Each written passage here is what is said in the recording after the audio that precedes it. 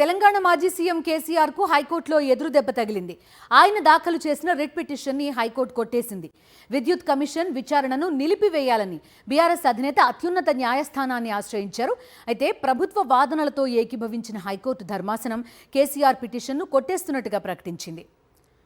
BRS హయాంలో విద్యుత్ కొనుగోళ్లలో అవకతవకలు జరిగాయంటూ కాంగ్రెస్ ప్రభుత్వం జస్టిస్ నరసింహారెడ్డి నేతృత్వంలో కమిషన్ వేసింది. విచారణకు హాజరు కావాలని ఈ కమిషన్ కేసీఆర్కు నోటీసులు జారీ చేసింది. దీంతో ఆయన హైకోర్టులో రిట్ పిటిషన్ వేశారు. ఈ పిటిషన్ విచారణార్హతపై ఇరు వర్గాలు వాదనలు వినిపించాయి. విద్యుత్ కొనుగోళ్లలో ఎక్కడా అవకతవకలు జరగలేదని, సహజ న్యాయ సూత్రాలకు విరుద్ధంగా కమిషన్ ఏర్పాటైందని కేసీఆర్ తరపు న్యాయవాది ఆదిత్య సోంది వాదించారు.